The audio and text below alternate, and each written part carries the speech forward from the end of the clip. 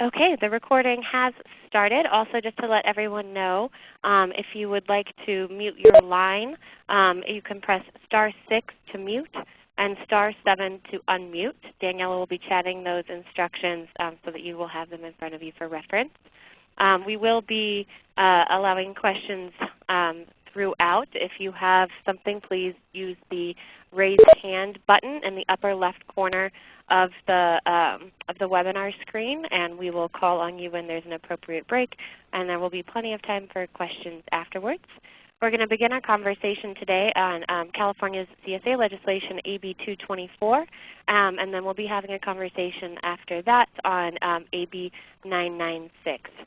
So I want to welcome our presenters for today. We have Dave Runston with the Community Alliance with Family Farmers, and also we have, excuse me, we're all getting over a cold here.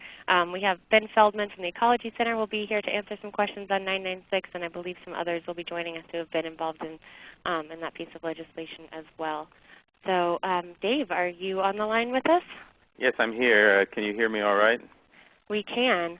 So we'll go ahead and just let us know. We'll move the slides along for you, so just let us know when you are ready to go on to the next one, and I'm going to turn this over to you. Okay. So yes, I'm going to talk about AB 224. That legislation is still alive. It passed the Assembly 76-0, so it's moving right along and has moved over to the Senate. 996, which we'll talk about later, did not make it out of the Assembly, and so that'll be a topic of conversation. So 224 just deals with CSAs.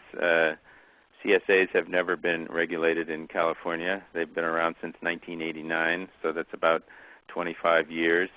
And the reason that we're doing this is because the county environmental health officers discovered that these CSAs were getting bigger and nobody was regulating the health aspects of them. And so rather than have every CSA go get a retail food permit, which would cost them hundreds or maybe even thousands of dollars a year plus an annual inspection, we're seeking to create a direct market CSA definition, which would provide an alternative route. So you can see on your screen here the definition of community-supported agriculture, or CSA. Means a program under which a registered California direct marketing producer or a group of direct marketing producers grow food for a group of California consumer shareholders or subscribers who pledge or contract to buy on a prepayment basis, and that's a controversial item. We'll come back to that. A portion of the crop, animal production, etc. So the basic idea is that there's some commitment from the consumers in advance, and we had here that they actually paid in advance, but we may drop that provision. So next slide.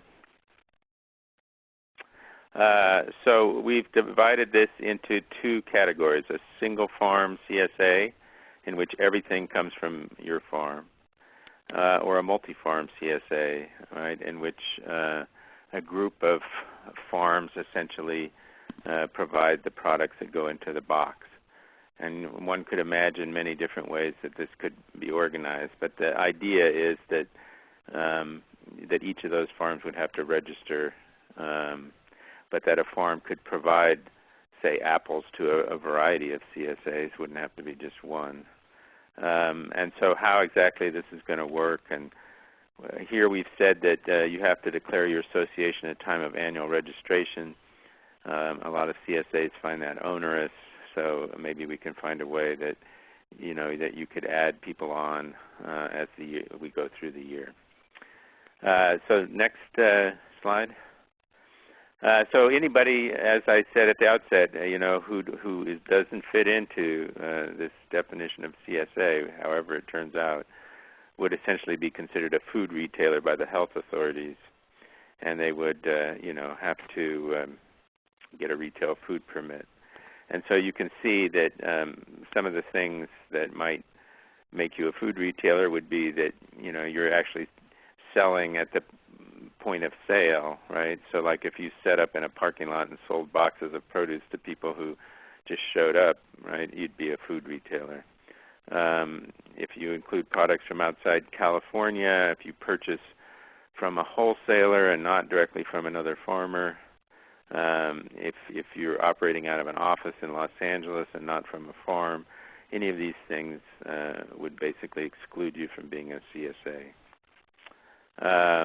And you would have to go to your local county health authority to get a permit. So next slide. Okay, so now then that's the basic idea, and then there's a series of requirements. It turns out that from the health authority's point of view, if you're just producing whole produce and shell eggs, and shell eggs are considered a potentially hazardous food, but they have an exemption, and or processed foods, right, that are not considered potentially hazardous foods. For instance, the things in the Cottage Food Act. If this is all you're selling through one of these CSAs, then you would have to comply with the following requirements. You'd have to register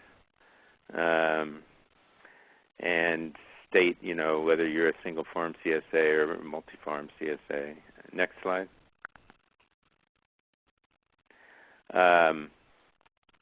And you would have to have some sort of self-declaration, right, an attestation, right, that you're following good agricultural practices, right, which are to be defined by California Department of Food and Agriculture.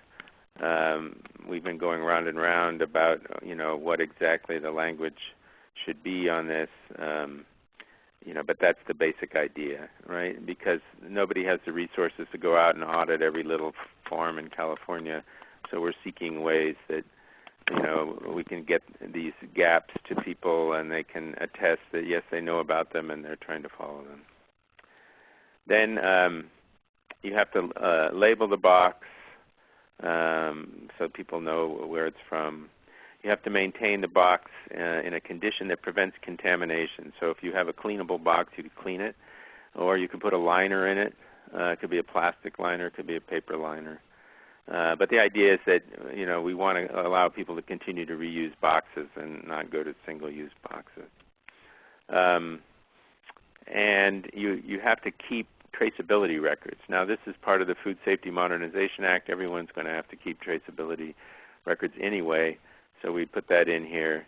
But you would have to somehow convey to each consumer what's in their box and what farm it came from. And you would have to keep these records so that they could be inspected should there be some health problem. Does anybody have any questions so far? Okay, next slide.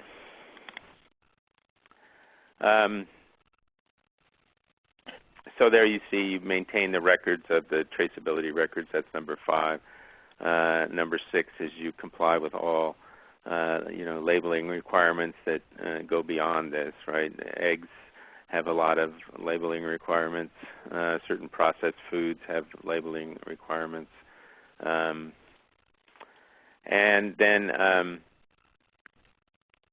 so there we get to B, right? And that is basically saying that, if you do all these things, then the health authorities will consider you an approved source. And, that's our goal here. They're saying, well, these CSAs are not approved sources, and federal law requires that any food that enters into commerce come from an approved source. And so they are seeking a way that they can declare CSAs an approved source. So that's the basic idea here. You do these things, and we'll consider you an approved source.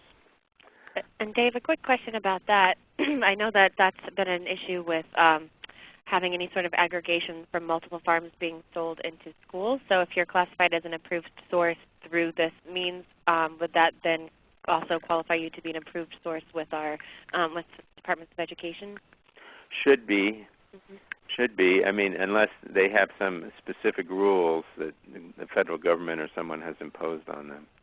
But yeah, this would be, essentially the health authorities would say yes, this is an approved source.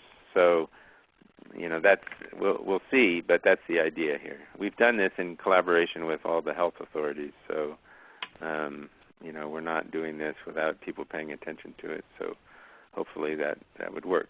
Schools are always a question. School gardens, the food that goes into schools has a lot of rules associated with it. So I wouldn't want to just say, oh, sure, because I don't really know. But it's at least a step in that direction. Yeah. And so then again, there's all kinds of permits and licenses and things which you might have to have. For instance, if you buy produce from another farm and sell it, you're a produce handler, and you're supposed to have a produce handler's license, right? If you do food in your home kitchen, you're supposed to have a cottage food permit now. If you buy chicken and resell it, then you become a poultry handler, and you have to have a special license for that, and so on and so forth. So, this law does not absolve you from having to comply with these other laws. And then finally, the fee, which is set at the moment at $100, and that CDFA would set up an online registration system. Okay, next slide. So here are the amendments that we're working on with environmental health to try to make sure that CSAs would be an approved source. You can see that we've rewritten this attestation about the food safety, and there's a declaration that the producer understands that if there's some problem, that the environmental health people would come and inspect and would basically charge them a fee for doing so. So while you avoid paying them at the outset to come and inspect you, if there's some health problem down the line, they would still show up and inspect, and they would charge you for it. And the ag commissioners are very keen that is in there so that they're not seen as responsible. And so you see here at the bottom, these are things that we don't have yet in the bill but are going to get in there somehow. There's an exemption for farms that produce less than 1,000 chickens or rabbits a year. The federal inspection occurs only over 20,000 a year, and the state basically goes out and examines your operation if you produce between 1,000 and 20,000, because the federal government pays the state to go do that. But below 1,000, nobody inspects. There's no money to do it. So they essentially have an exemption, and they're allowed to slaughter up to 1,000 a year and sell them directly to the public. And people do that at farmers markets or on their farm. And so we're trying to include CSA as an avenue by which people could sell these. And the same with, meat that has been slaughtered, cut and wrapped by a federally inspected facility and frozen. We're trying to allow people to market that through CSAs without having to get any special permits. But of course, if you are going to market what the health authorities consider potentially hazardous foods, then you will have to have an environmental health permit. Next slide. Just Dave, to interrupt for a quick minute. We did have a question from Julie, so I'm going to call on her so she can ask her question. Sure. Julie, to unmute, please press *7. Can you hear me? Yep. Okay.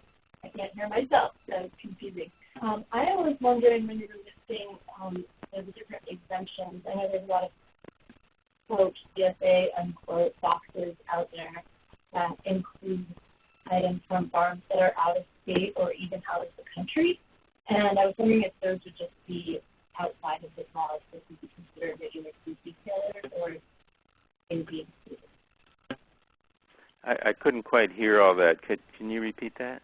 I can sum up the question for you, Dave. I think that what she was asking was, specifically about farm boxes or boxes that include items from outside of California or the USA, how does this law impact those? Would it regulate those, or would they just be considered food retailers? They'd be considered food retailers. Right. Safeway will provide you with a box like that, and so we just consider that as competition for Safeway. So, yeah, anything from outside the state, anything coming through a wholesale distributor, would essentially make you automatically a food retailer. Does that answer your question, Julie? Yes. Okay. Great. Okay, so far we've amended it with some health things, but we also had to raise the fee from $50 to $100 in order to generate enough money. CDFA had estimated their cost of running this at almost $500,000 a year. And even though there's only about 300 CSAs in California. So the Appropriations Committee took pity on us and eliminated the enforcement money and just got down to registration, right? And so we increased the fee to $100 a year, which would generate maybe $35,000 or something, and that would be enough for CDFA to actually run the registration process. So that's all that's being contemplated now. There's no money we're paying to CDFA to enforce this law. So how these rules actually get enforced is an interesting question. And we also had a category before that we were calling California Box, which basically allowed people to buy and sell. So there was a law passed a few years ago, AB 2168, which initially was just supposed to be about allowing farm stands to sell water and some packaged goods, and somehow got turned into a bill that allowed anybody to buy produce from a direct market farmer, say at a farmer's market, and resell it. So the idea was, well, if somebody wanted to go to a farmer's market, buy some stuff, take it to a little inner city farm stand and sell it, okay, we'll make that legal. Or people from restaurants wanted to come to farmers markets and buy and resell, so it legalized that. But if you go to the Santa Monica farmers market, you'll see wholesale distributors there buying produce, putting it on airplanes and sending it off to Las Vegas and Seattle or in other places. That wasn't quite what people had in mind. So because it's now legal to buy and sell this kind of produce, direct market produce, we had this in here that would allow it, but a lot of CSA farmers protested, and so we took it out. And so people running those kind of operations are food retailers. Next slide. Now here is the final, I think this is the final slide. Mm-hmm. And here are some amendments proposed by CSA farms themselves. The first one, they want us to eliminate, the requirement that consumers actually pay in advance. And there's a lot of support to eliminate this requirement, and we probably will do it. We'll probably still include some prior commitment on the part of the consumer, but they wouldn't actually have to pay in advance. Allow single farm CSAs to buy some percentage from other farms. This is supported by a lot of CSAs. There's no way to enforce this, but there's no way to enforce a lot of this law at the present. So we'll probably make some provision for this. Clarify that farms may participate in multiple group CSA arrangements. I guess we'll do that just because maybe at some future bureaucrat will say you can't do it. Number 4, allow groups to form multi-farm CSA associations all year long, not just at the beginning of the year. And so we need to build some flexibility into it. It appears to be too onerous to require everybody to declare at the outset what they're going to do. A lot of the small CSAs say, oh, well, the squash crop didn't work out, I need to get some, I need some flexibility to do that. Seafood CSAs, meat CSAs, wolf CSAs, any kind of CSA you can imagine. We're trying to figure out how we can make this law cover everything. And finally, clarify that a farm-based entity may operate a CSA. This is a pretty controversial provision. There are some multi-farm operations that are either incorporated or operating under something other than simply a sole proprietorship or partnership. And so this is sort of a legal entity kind of thing, and I'm not sure what we're going to do about this one. So that's the story to date. The bill will move through the Senate, and then hopefully the governor will sign it.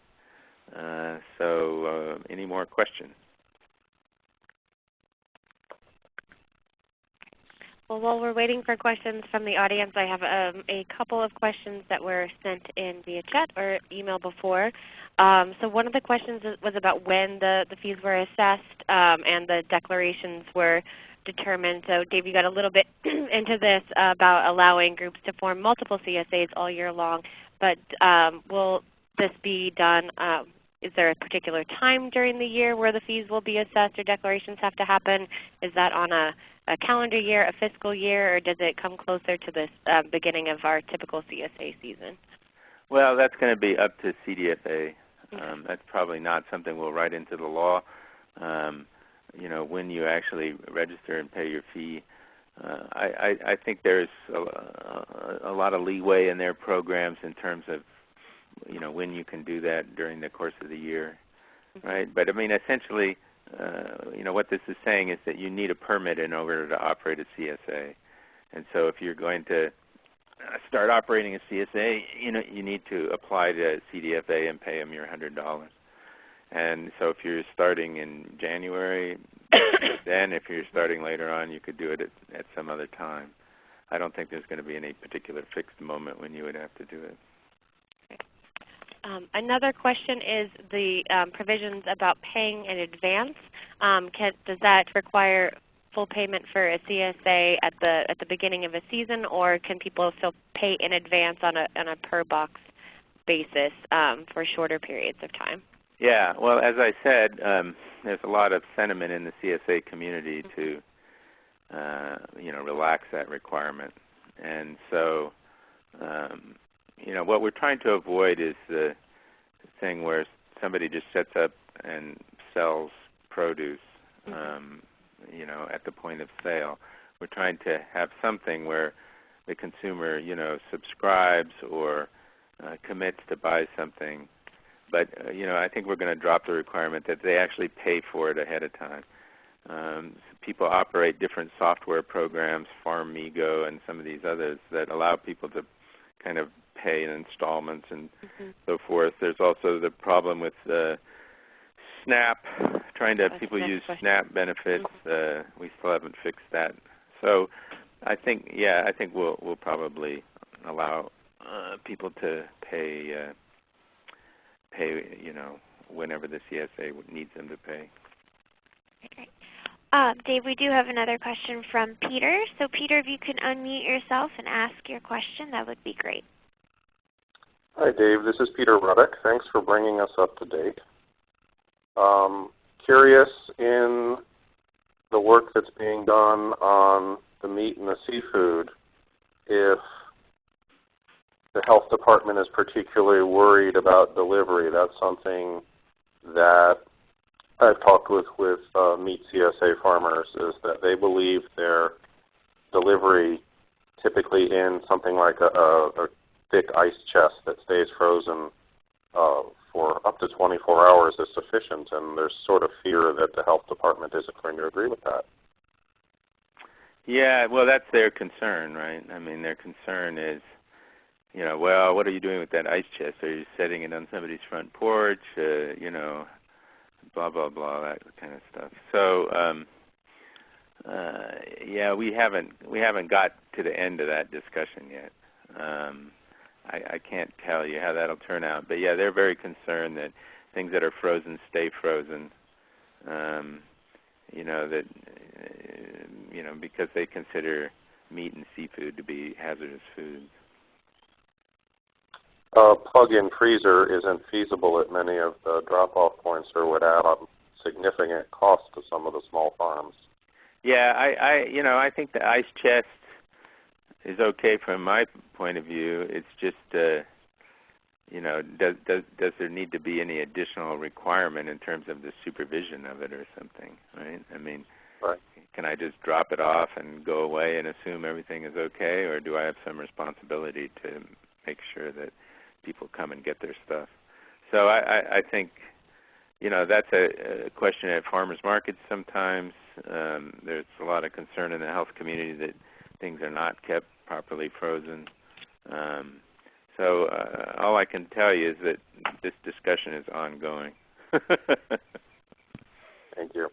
And as a partial owner in a farm-based CSA, not being a farmer, I would like to put in a plug for number 6, the group of farms. Yeah. Well, I mean, we'll consider it. We'll see what the we see what everybody says. I've had 6 responses so far from CSAs to a letter I sent out on Friday, and so I'll tally the results and see what people have to say. Thanks. Great. And Dave, is it okay if we share your email in the chat feature so that if people do have further comments on this, they can contact you? Oh, by all means. Great. So Daniela will do that. So we're at the halfway point in our webinar, so I just wanted to check to see if anybody else had any additional comments, concerns, questions that they'd like to share before we move on to discussion of farmers markets.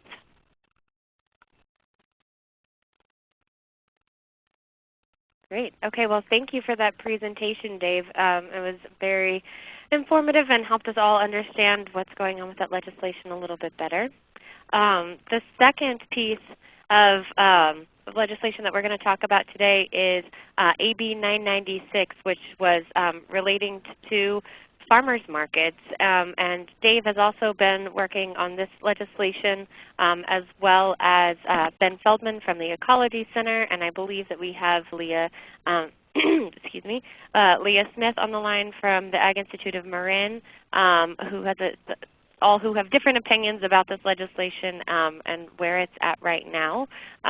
It is currently held in suspension, so it is done for the year, but thought it was good for us to continue to have a conversation around what the legislation was intending to do, what the still existing concerns were, to help prepare us better to engage in a conversation around the Food Policy Council's priorities on farmers markets in the next legislative cycle. So Dave, I'll let you go ahead and kind of kick off kind of your introduction of where it is, and then we'll hear a little bit from Ben and start the conversation. We had this task force that CDFA organized, and Leah was part of that. And so was Dan Best, who runs the farmers markets in Sacramento. And he's an attorney and has been at this for decades. And so he took it on himself to write AB 996 and get Roger Dickinson, the local Sacramento assembly person, to introduce it. And so then everybody started playing catch-up, right? We all started trying to weigh in on what he had written there. And so that's with the process that's been going on for the last few months.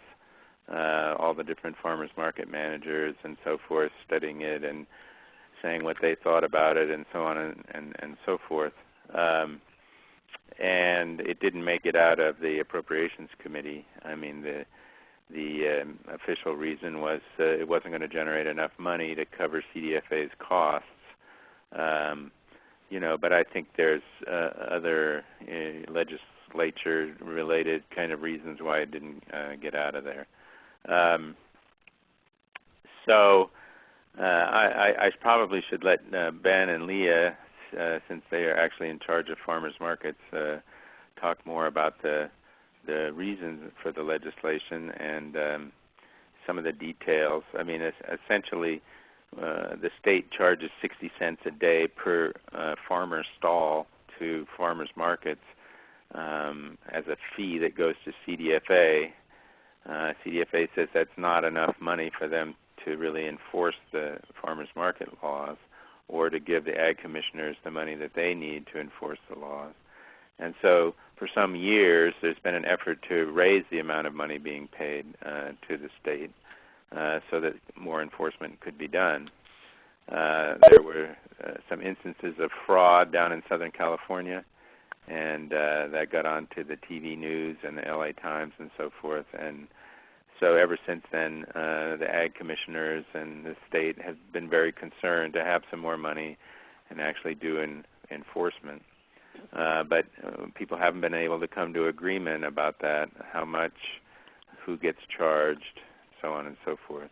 And that was one of the problems that we had in AB 996. So maybe I let Ben and Leah talk.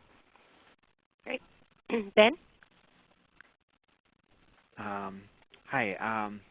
So I should apologize right now. I just had some dental work done, and half my mouth is still a little numb. So if I'm difficult to understand, I apologize.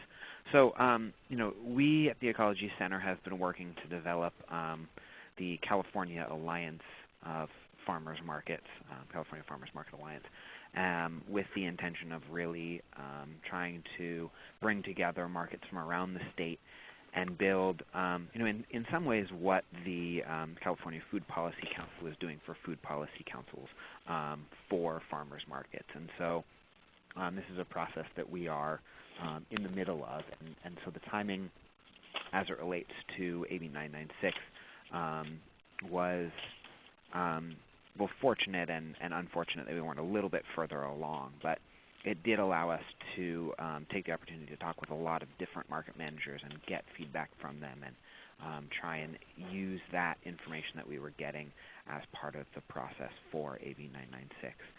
I think part of the challenge associated with AB 996 is it was a very, very ambitious bill. It was, of all of the bills in this year's session, it was the longest with the exception of the state budget. So it really took aim at doing a lot, and I think part of the problem there was that it introduced a lot of pieces that would be new for how farmers markets operate and how farmers markets are governed and regulated. And in some cases, I think these changes may have been for to the benefit of the industry, and I think in a lot of cases, the ideas that were proposed either suggest alternative ways of doing things that were already in place and simply probably needed more funding and more enforcement. I think the biggest issue that everybody has identified here is that farmers markets need greater enforcement support from the California Department of Food and Agriculture and the county agricultural commissioners. And their perspective is that they do not have the funding to do the enforcement that's necessary. So the big issue over the years has been how do we get that enforcement and how do we get that funding? And 996 made an attempt to do that through what started as a very complicated fee system and became somewhat more simplified, but was still involved multiple different tiers, and ultimately it sounds as though the Appropriations Committee deemed that level of funding was not sufficient for the enforcement necessary, particularly considering that 996 did add a number of different provisions that would have to have been enforced.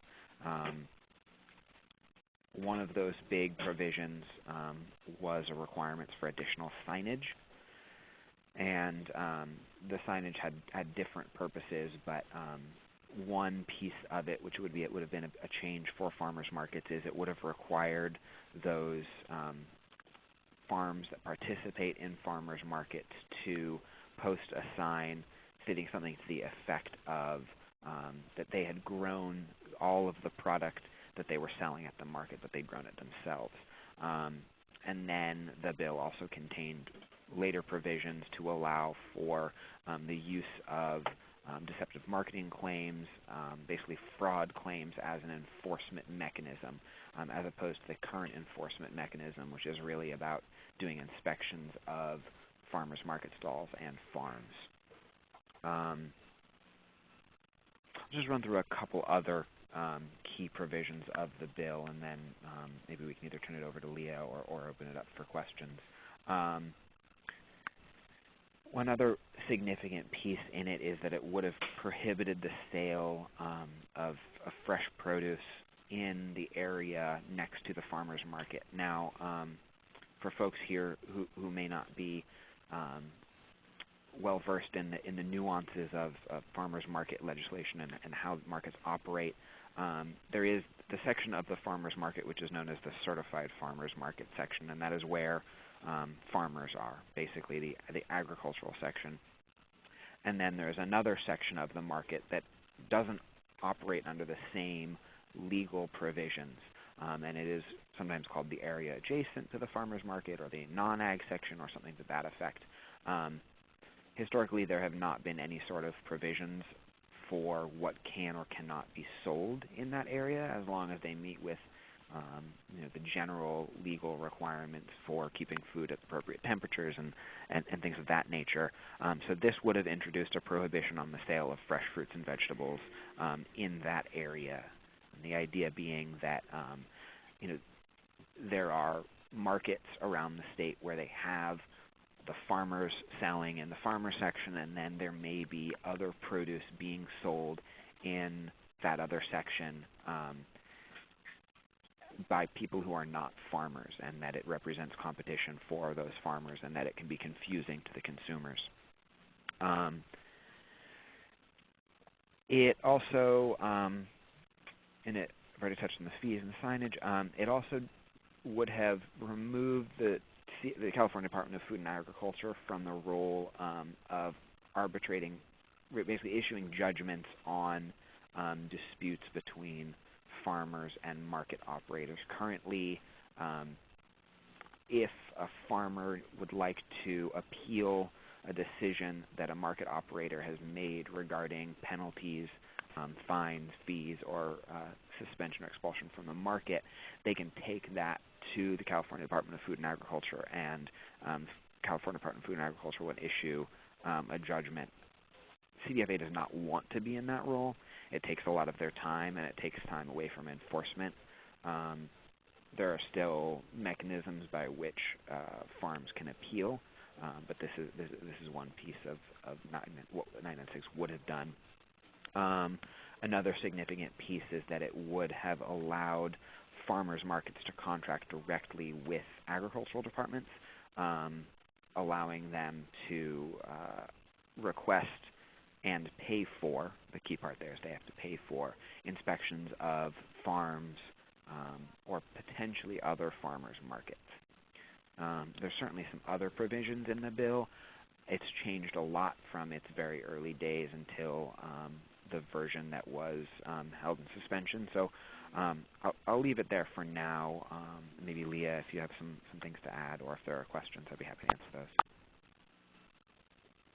So this is Leah, and I wasn't actually prepared to speak today, but I think Ben did a really good job going over some of the highlights of the bill, and it is, as Ben mentioned, a very meaty bill in that it has a lot of different components to it, and is, quite a lengthy bill with, a fair number of implications were it to be adopted as it was most recently drafted. I'll just add a couple of things that that Ben didn't mention. One was that the initial bill allowed for certain forms of buying and reselling at farmers markets, and as Ben did mention, and I think Dave did as well, there was a lot of response early on to creating that possibility, because of course that's antithetical to what certified farmers markets are about. And for the most part, that was dealt with one exception in the most recent version of the bill before it was held in suspension, which was allowing the Secretary of Agriculture to allow for some kind of a producer association in which a group of producers could kind of cost share and have someone else sell on their behalf, which still a lot of people objected to that because, again, that's kind of not in the spirit that a lot of people understand certified farmers markets to be, that consumer to producer, producer to consumer direct relationship. And then one other, I think, very important thing, which is a very simple but yet potent requirement that certified farmers markets currently have to have their own rules and regulations. The legislation was removing this requirement, and essentially that's an important piece to protect both, mainly the producers, to understand the terms of their participation in a certified farmers market, and to have something then to go back to and say, hey, you guys weren't following your own rules and regulations, and it's stated here very clearly. So at any rate, that was another important, yet maybe not as thoroughly looked at part of the bill as well. But like I said, Ben did a really good job, and I think one of the questions that came up for me throughout this entire process was, really wondering what the fiscal impact would be of all the different provisions of the bill. And, I think early on, it would have probably been helpful for the life of the bill to really understand that more thoroughly and kind of figure out, well, what's the most essential pieces that are needed to improve the certified farmers market program, and focus on that versus looking at trying to accomplish perhaps too much and maybe doing some things that weren't absolutely necessary or maybe even counter to the needs of the program. So I had wondered about that, and then when, of course, the Appropriations Committee determined that there was, I guess, a budgetary shortfall, I think it would be helpful for all of us to understand their breakdown of how they came up with those figures, and so we could do a better job as an industry coming up with a fiscally solvent bill, and also really, our next time around, focus on some more of the essentials versus getting a little distracted and going in too many different directions. Great, thanks, Leah. And then a question to all three of you, or anybody who wants to take it on. Now that 996 has been held in suspension, there is still the Senator Evans bill, Senate Bill 599, which I believe just extends the Certified Farmers Market program to 2018. If you guys could just clarify, is that correct, or how do you see that piece of legislation kind of playing into farmers markets at this point now that 996 is gone? Well, since I'm apparently the sponsor of that bill, wow. I should say that yes, it's there for just this purpose, right? If 996 was going to die, we need to continue the authorization for the farmers market program, and so that's all that the Evans bill does, and so hopefully we get that passed, and then we live to see another day and try to get a bill that will actually accomplish what needs to be accomplished.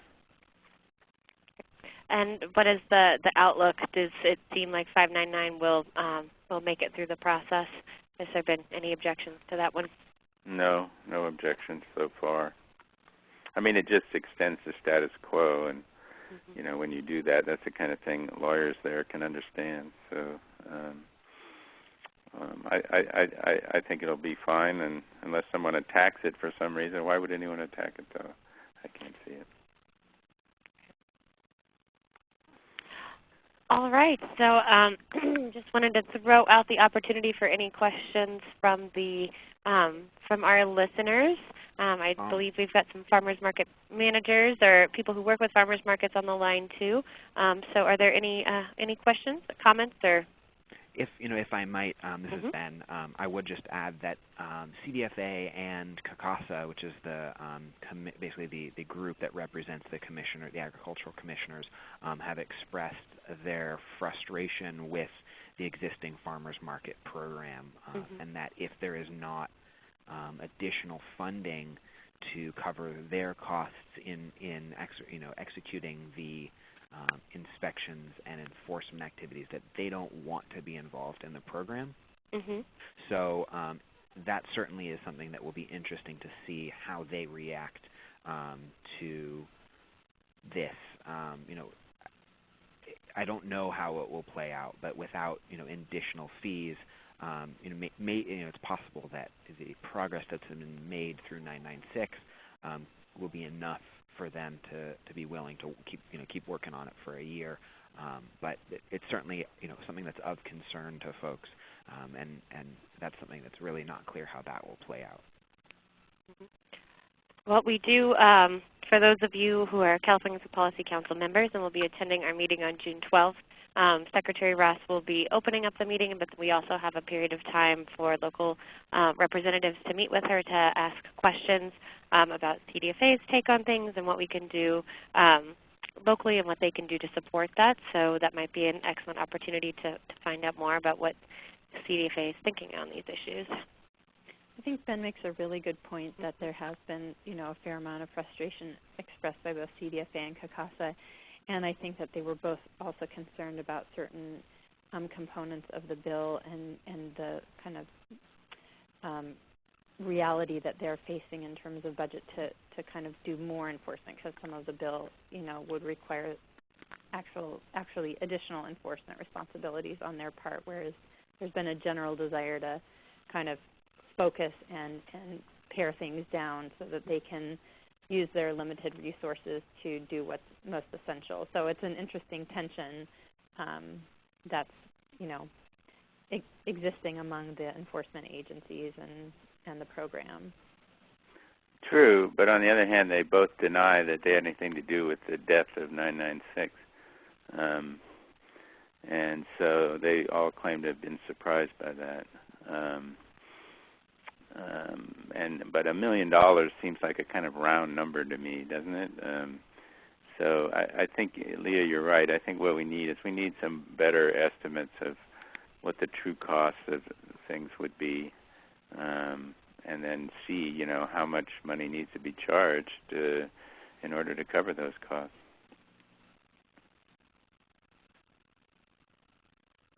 Thanks, Dave. Are there any additional questions from our listeners?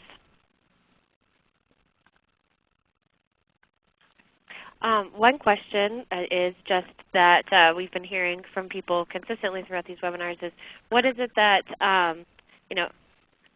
being as familiar as all of you are with food policy councils, I know some are members and some have worked with local councils and food systems alliances, and I'm just curious what each of you thinks would be a way for both local food policy councils or the California Food Policy Council to help support efforts to move this along. Is there anything that you all believe is needed beyond the cost estimates and doing a better job of that?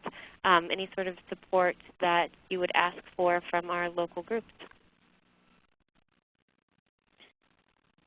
Certainly, I'm hopeful that we will have another bill, and it'll be a really beneficial bill for the Certified Farmers Market Program in the coming year. And at that point, it's really important for people to weigh in and either propose amendments if that's needed, or also support the bill if it's a good bill. Or I just think engagement is really important.